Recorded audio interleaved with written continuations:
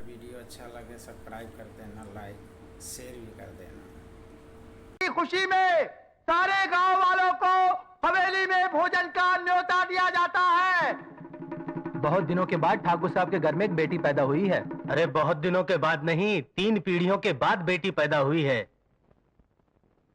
आज हमारी लाडली राजनंदिनी 1 साल की हो गई है।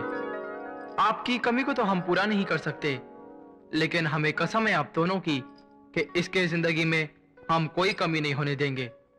इसके पहले सालगिरह पर इसे आशीर्वाद और हमें शक्ति दीजिए।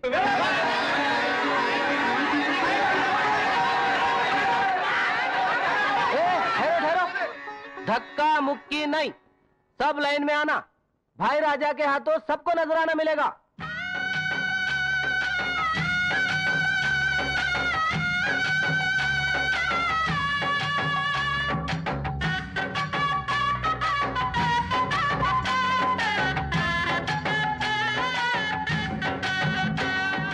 क्यों हरिया, बस? हाँ भाई राजा। और कोई नहीं बचा ना? नहीं भाई राजा। अब जा वो रामा को बुला ला। क्यों भाई राजा? गाने के लिए और किस लिए? हमारे पिताजी के जमाने में उसका बाप गाया करता था, हमारे जमाने में वो रामा गाएगा। जा जल्दी ले आओ उसे। वो नहीं आएगा भाई राजा। क्यों? मैं सुबह उसी तरफ से होके आया हूँ। उसकी माँ उसे स्कूल में दाखिल करवाने ले गई। वो रामा पढ़ेगा, उसे घोड़े और घोड़ी का फर्क नहीं मालूम। वो तो निरा बुद्धू है। नहीं मास्टर जी, मेरा रामा बुद्धू नहीं है, सातवां सा है। 7वें महीने में पैदा हुआ था। इसके सिवा उसमें और कोई खोट नहीं है। बहुत भोला है बेचारा। मिट्टी और सोना उसके लिए एक जैसे है। आप मेहरबानी करके उसे अपने स्कूल में दाखिल कर लीजिए। मैं तुम्हारी पीड़ा समझता हूँ रामा की माँ, लेकिन उसे इतने छोटे बच्चों के बीच कैसे बिठाऊं?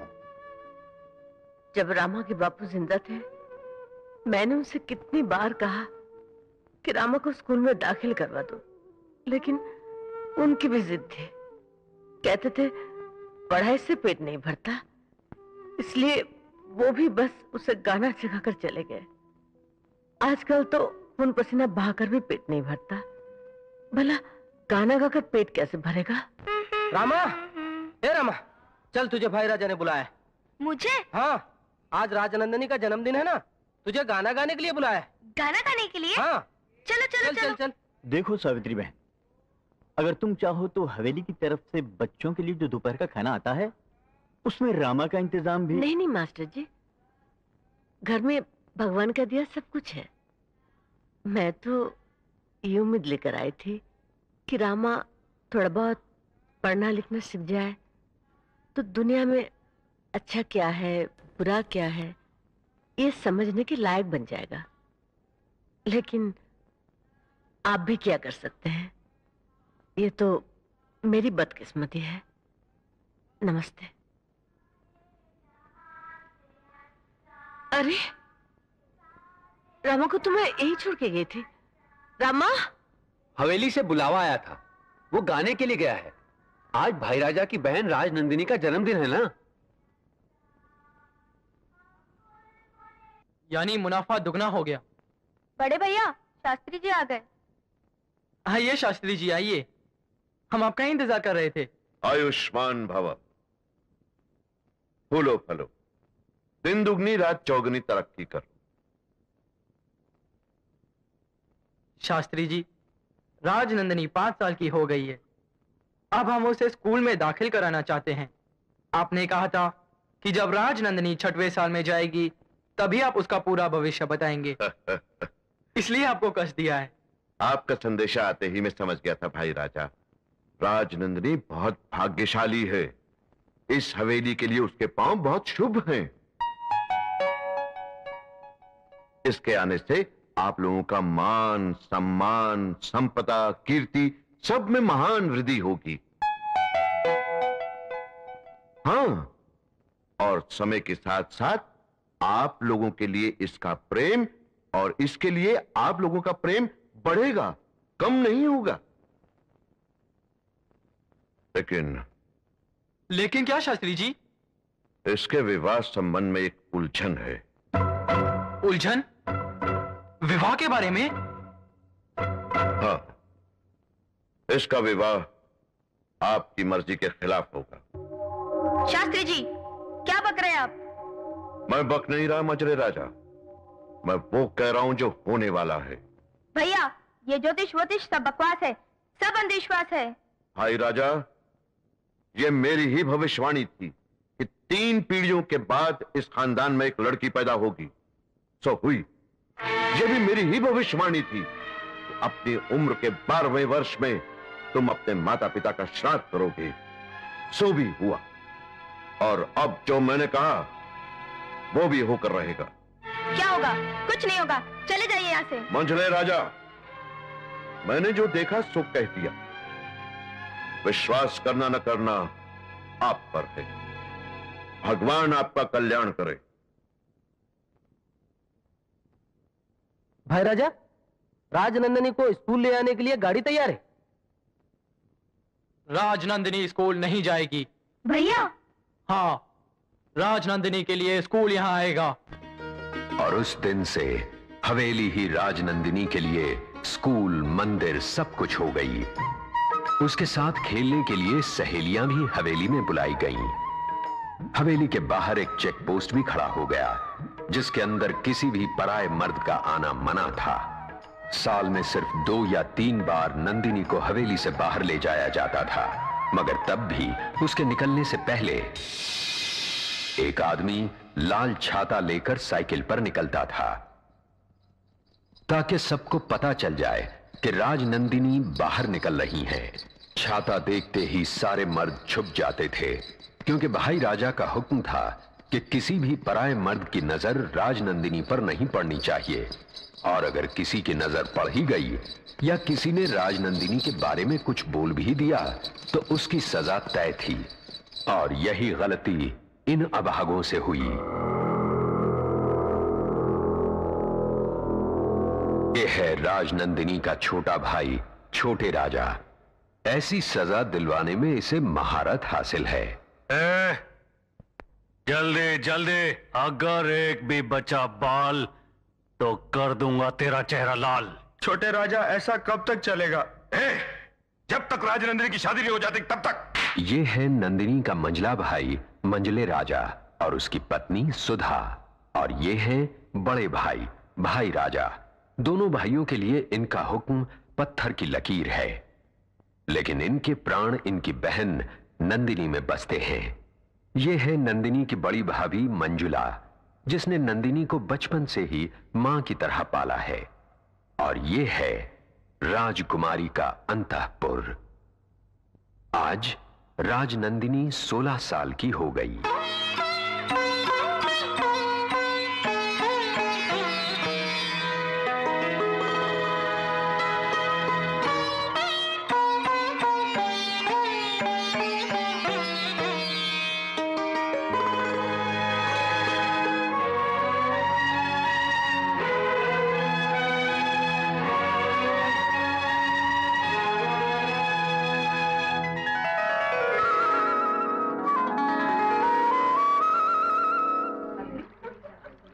सावित्री, ओ सावित्री, अरे कहाँ हो भाई, बाहर तो आओ।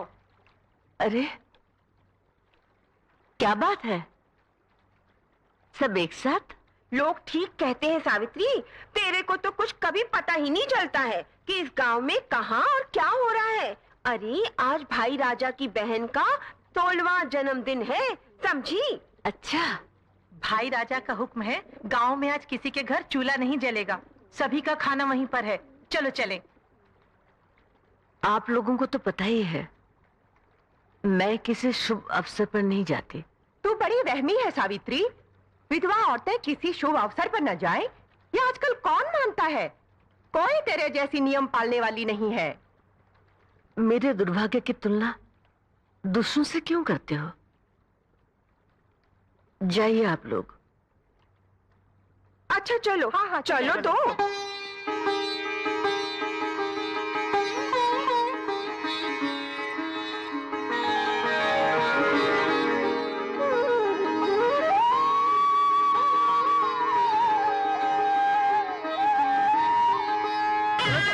जल्दी जल्दी चलो, जल्दी चल,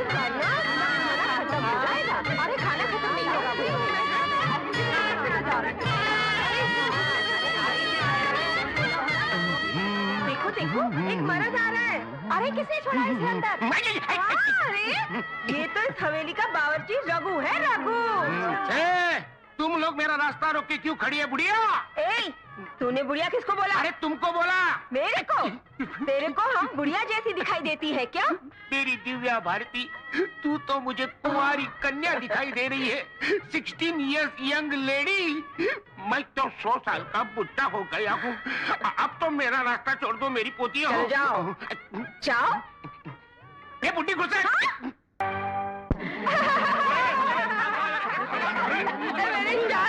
मेरी शादी होगी। मेरी शादी कब होगी? क्या हो रहा है उधर? महाराजा मेरी शादी कब होगी? मेरी शादी करा दो ना। इसे खाना खिलाकर भेज दो। शादी शादी। तू इस बावर्ची के नौकरी से हजामी अच्छी है। ये औरतें हैं मुसीबतें। कोई पुलाव मांग रही है तो कोई चिकन मांग रही है, कोई हलवा मांग रही है तो कोई मटन मांग रही है। कसूर इन औरतों का नहीं है, कसूर है इन हाथों का जिन्होंने अच्छा खाना बनाया। आज मैं ये हाथ काट के फेंक दूंगा। बबलू गुरु चक्कू लाओ। बोलो गुरु, कहाँ से काटूं? यहाँ से ही। यहाँ से?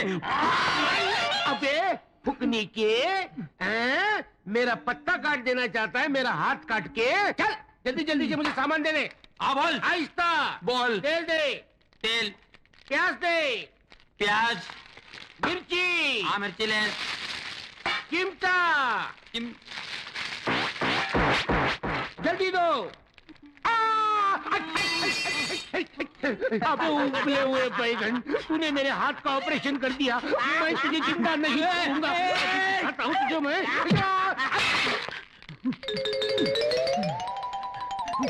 घुस जा इसमें, घुस जा। अभी तो कहता हूँ।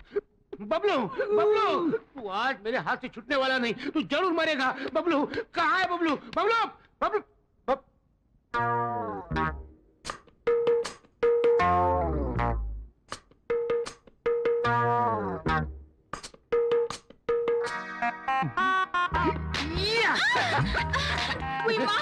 ये पिछवाड़े में कौन सी पछाड़ है? ये पछाड़ नहीं, ये तो रस की फुहार है। शादी के बिना सब बेकार है। अरे अपन तो अभी तैयार है। हाथ छोड़। मुँह तो इधर मोड़। चल हट। ये क्या कर रही हो धोबन डार्लिंग? पहले मंगलसूत्र तो डाल, तेरी जिंदगी सवार दूंगी। पहले एडवांस में पप्पी देना। ना बना, मैं तो चली तो बिगाड़। अरे मैं तो तुझे छोड़ूंगा नहीं, पहले दे देना। नहीं दूंगी। मुझे चाहिए। नहीं मिलेगा। मैं रुक जाऊंगा, रुक जाऊंगा, रुक जाऊंगा। तो रुक जाओ, रुक जाओ, रुक जाओ।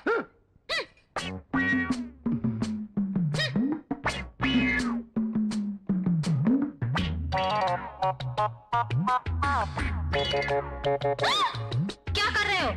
खुजा रहा हूँ। शादी से पहले खुजा नहीं सकते। ये शादी कब होगी और ये खुजली कब जाएगी?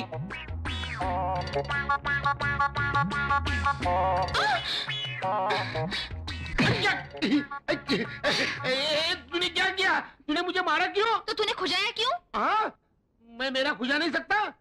तू तेरा खुजा सकता है लेकिन मेरा नहीं खुजा सकता। हाँ तेरा लेकिन मैंने तुझे कब खुजाया? वाह रे वाह, तूने मुझे 2 बार खुजाया। 2 बार? हाँ। जिंदगी में इतनी बार ट्राई कर चुका हूँ, अभी तक एक बार भी नहीं खुजाया। तुम झूठ नहीं, झूठ बोल रहा हूँ। अरे तू डांस क्यों कर रही है? क्या हुआ? कोई कीड़ा घुसा है अंदर। कीड़ा घुसा हुआ है। कीड़ा कीड़ा उतार दे, उतार दे। अरे क्या कर रहा है? तू उतार दे, मैं कीड़े को मार डालूंगा। उतार उतार। कोई देखेगा तो? अरे कोई नहीं, इधर हम दोनों ही है। उतार दे। उतार कोई आएगा तो? अरे कोई नहीं आता। उतारना, उतार। कोई नहीं आता। कौन देखे यहाँ पे? तुम हो, मैं हूँ, ये है, हम 3 हैं। कोई है? हाँ, कोई नहीं है। कोई नहीं। तेरी तो अरे खुजा रहा था और गाली खा रहा था।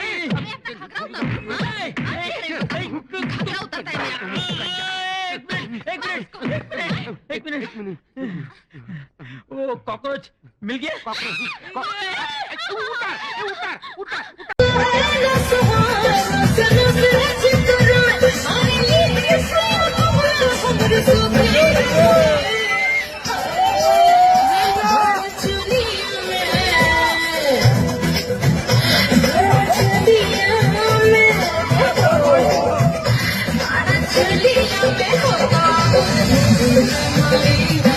चली